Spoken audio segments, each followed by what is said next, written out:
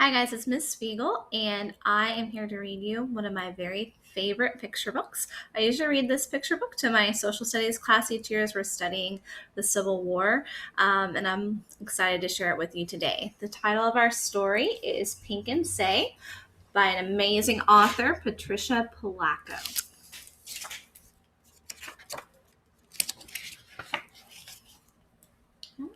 So, in the memory, or to the memory of Pincus Ailey.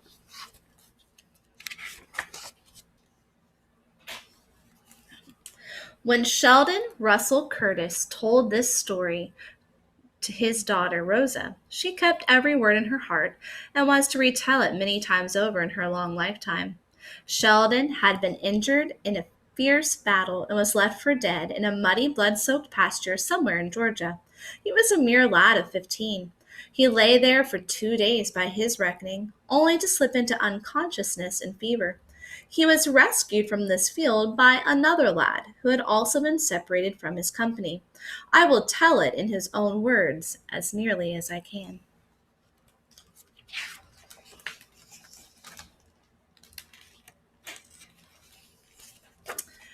I watched the sun edge towards the center of the sky above me.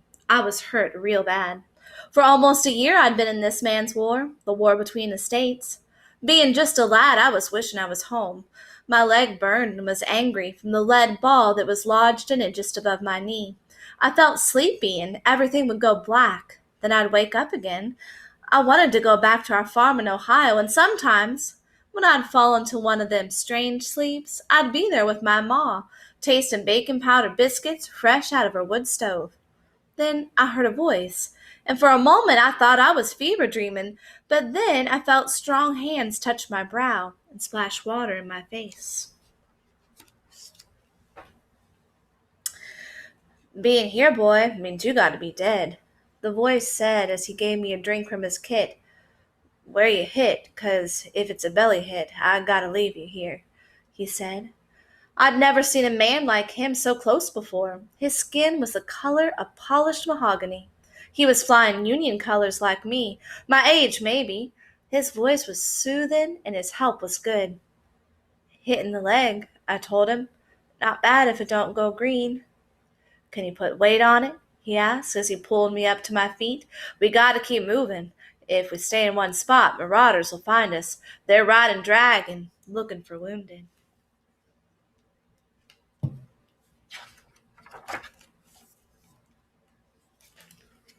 Next thing I remember, I was collapsing in a heap on the ground and rocking with the pain in my leg. Everything started to go black, and then I remember him pulling me up on his back. I heard him say, Lord have mercy, child, you're as bad off as I am. I'll tote you. Can't rightly leave you here. I remember being pulled and carried and stumbling. I remember hard branches snapping back in my face and mouths full of dirt as we hit the ground to keep from being seen. I remember slogging through streams, hauling up small bluffs, and belly crawling through dry fields. I remember these things in a half sleep like, but I do remember being carried a powerful long way.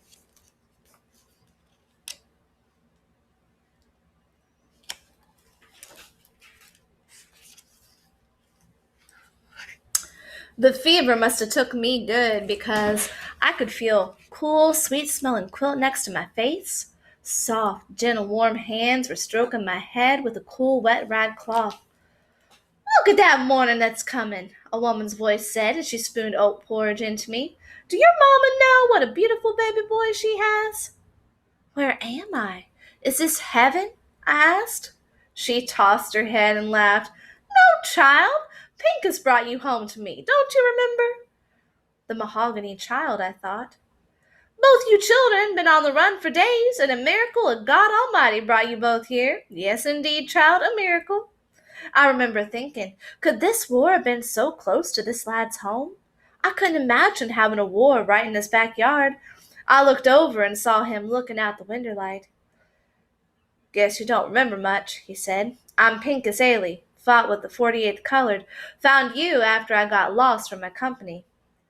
My name's Sheldon Curtis, I said weakly.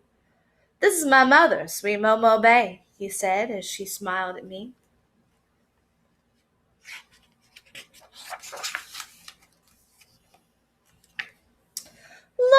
Lord, I never thought I'd see my dear boy again, she said as she hugged him. I've been getting along though, Pinkus. Warm things got left in the big house when the family left. Dry goods too. The rest I've been getting from the woods. There's a freshwater spring, still has some chickens, even got an old cow out back that still gives. Then you've been here all alone? Pinkus asked his mother. Where is everybody? Your daddy runned off to fight a month ago. All the hands and the children runned off out of harm's way. But I stayed. I prayed to the Lord every day.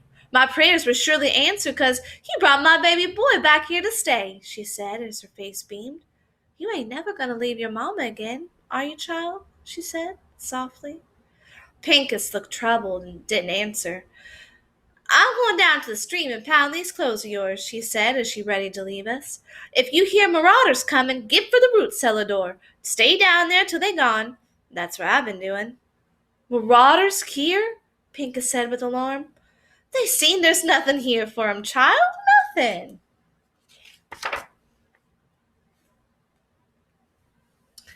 As soon as she left, Pinkus sank to my bedside. Sheldon, boy, he whispered, as soon as you heal up, we gotta get away from here. We're putting Momo Bay in great danger by being here. If they come and find she's been holding troopers. Then his voice trailed off.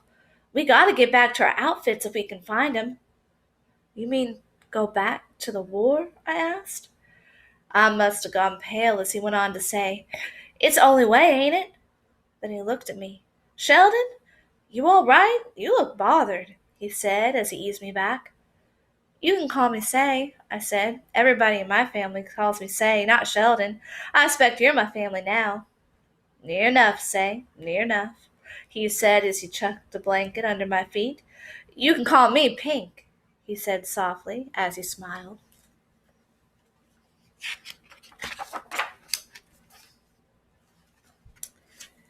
For the next week, Momo Bay fed us both up good.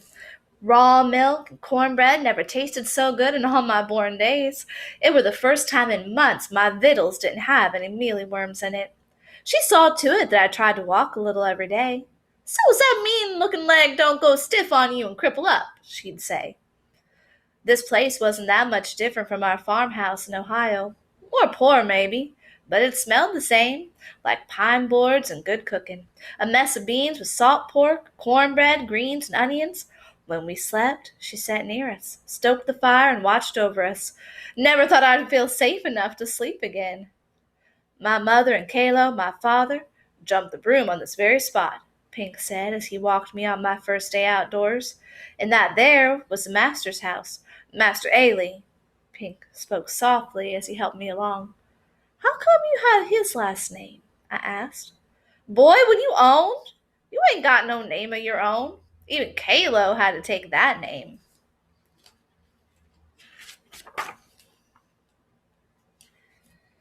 As we rested under the willow tree, Pink asked me about my family back home. Got one brother still at home to help run the place for Pa, I answered. What was your outfit again? Pink asked. He'd asked me before. Ohio 24th. I carried the staff. Wasn't supposed to carry a gun, but then so many died, even us boys had to carry after so many were slaughtered like hogs. Least you got to carry. In the 48th, we couldn't have guns at first. We fought with sticks and hammers and sledges. Can you imagine not trusting us with our own fight? I couldn't imagine such a thing. Then, when they did finally give us muskets, they were from the Mexican-American War. Those muskets jammed and misfired. Then how in God's name can you go back? I asked. 'Cause it's my fight, Say. Ain't it yours too? If we don't fight, then who will? I had no answer for him, but God forgive me, I did not ever want to go back to it. After a few more days, I could walk a little steadier, but needed help. Pink took me out by the big house and walked me through it. Weren't much left of it, really. It was mostly burned out. Master Ailey had a library full of books right here, he said. He taught me to read, even though it was against the law. He must have been a good man, I said. More bad than good, Say.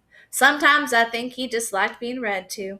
There was this book of poetry, Say, that was this thick. Every night I'd read out of it to him from that book. I blessed this house because of all those beautiful books, but I cursed it too for what it stood for. We walked a bit further. To be born a slave is a heap of trouble, say. But after Ailey taught me to read, even though he owned my person, I knew that nobody ever could really own me. You feel hot, Pink, I said. Lord, I think you're as sick as me. Let's fetch you back to the house. I'll be fine, boy. Just a little tired, that's all. I'll be ready to fight, though. I'll be ready to fight. That night after we ate, Momo Bay came back to the table with a worn old Bible. She was so happy. My heart ached at the thought of telling her we'd be leaving soon. Master Ailey showed him how paper talks. Show him, Pink, she said. He took a pair of spectacles from his pocket and opened the Bible to the Psalms of David and started to read. His voice was steady and had such wonder. Just hearing them words made pictures come into my head. I surely do wish I could read, I announced to them without thinking. When Pink saw I was ashamed, he took my hand. I'll teach you, say. Some one day I'll teach you. I could feel my face flushing up. Then I spoke up. I done something important, I announced. Of course you have, child. Of course you have, his mother said. I touched Mr. Lincoln's hand. It were near Washington. We were quartered there just before Bull Run. The president himself was shaking everyone's hand, and I just put my hand right out. And he took it? Pink asked. Yep, he took it, I answered. Now there's a sign, ain't it? He said, smiling broadly.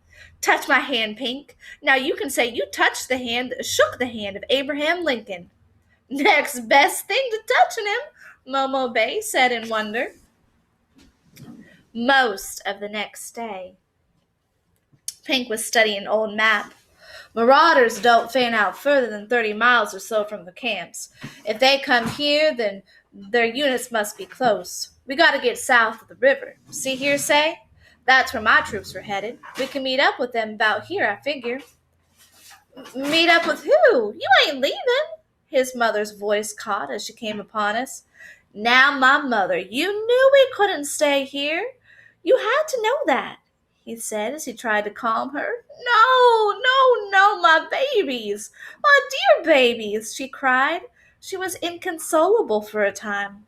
Then she sat still and feared as she just listened. Mother, this war has to be won, or the sickness that has taken this land will never stop.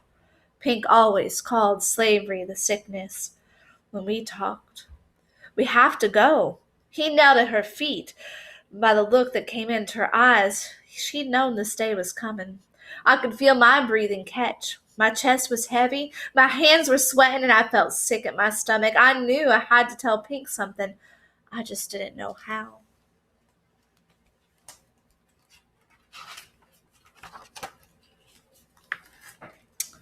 That night I couldn't sleep. What's wrong, child? Momo Bay said from her chair. I don't want to go back, I blurted out. No, child, she said. Of course you don't. You don't understand. I took up and run away from my unit. I was hit when I was running. I sobbed so hard my ribs hurt. I'm a coward and a deserter. She looked at the fire and said nothing for the longest time, and then her voice covered my cries. You ain't nothing of the kind. You a child. Of course you scared. Ain't nobody that ain't. I'm not brave like Pink. I'm not brave.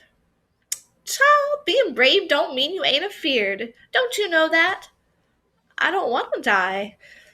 They's worse things than death, child, but you got nothing to fear. You're here now, and I'm hugging you up. You're going to be an old man someday. When it's your time, the sweet Lord will send a hummingbird to fly your soul to heaven. Now, you ain't afeared of a hummingbird, are you? Her words brought me some sweet sleep. That night I dreamt of hummingbirds and green pastures full of sunlight and wildflowers. The next morning, we mustered to leave. We packed cornbread, salt pork, and dried beans. I would have done just about anything to stay, but my place was to go with Pink. I owed him that. Just as we were making the last sweep of the place, making sure there were no signs of us ever being there, we heard wild screams and shrieks coming from the woods. Marauders! Pink said as he grabbed the piece of wood for a club. Momo Bay took it from him. Get down to the root cellar. Thank God ain't got no truck with an old dark woman. You get to that cellar, you hear? We didn't like it, but then she pushed us. Hurry, before this here! She lifted the root cellar door and shoved us in. Don't come out, did I tell you?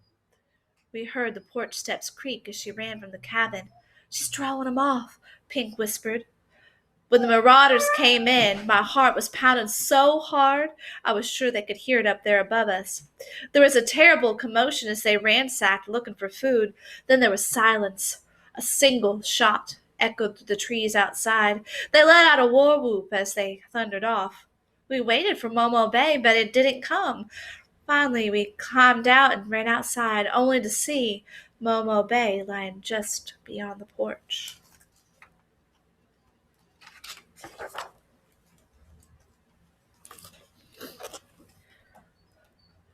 We put you in their way by staying here, Pink cried as he rocked her in his arms.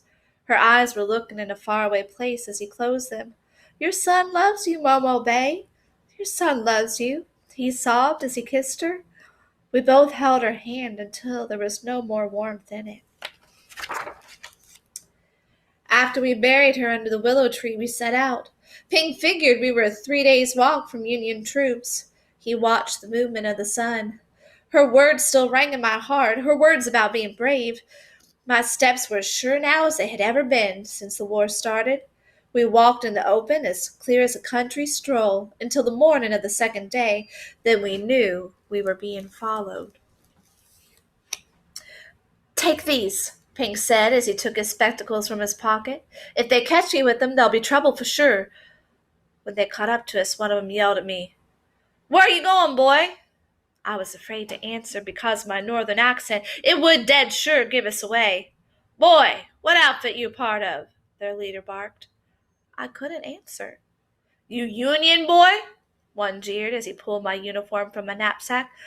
No, I ain't no Yankee. I got that from a dead one, I sputtered, trying to convince them. That's when we were grabbed. My words had given us away. We were prisoners of the Confederate Army. We were held up in a barn that night. Pink shivered with fever. I held him as he had done for me.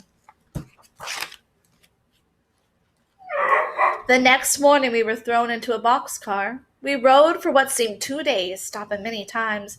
When the door slid open, the daylight was blinding. We were loaded into a buckboard and taken through town. The townsfolk looked hard at us. All they had left for us was mean looks and a heap of hate. We jarred to a stop in front of gates that marked the entrance to a stockade. It says Andersonville, Pink whispered.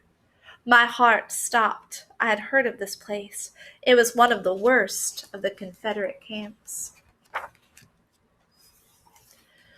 When we were pulled from the buckboard, we fell hard to the ground. No, no, I begged as they pulled us both along. Because of his fever, Pink stumbled and fell. They dragged him along with such meanness. He did not protest until they forced us in different directions. Then he reached for me and said, Let me touch the hand that touched Mr. Lincoln, say, just one more time. I watched tears fill his eyes and cleaved my hand to his until they wrenched us apart. They smote him and dragged him away from me. He looked back at me and tried to say something more, but they crossed his back with knotted hemp and pushed him along. Sheldon Russell Curtis was released from Andersonville prison some months later, weighing no more than 78 pounds. Andersonville was built to hold only 10,000 prisoners, but by the end of the war it held 33,000. There was no fresh water, no shelter, no food. 13,000 men and boys died of starvation and dysentery. Sheldon Curtis returned to his home and recovered.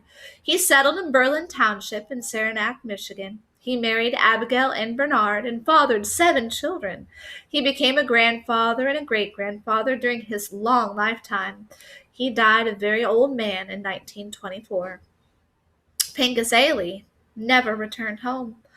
For him, there was no wife, no children or grandchildren to remember him. It was told that he was hanged within hours after being taken to Andersonville. His body was thrown into a lime pit.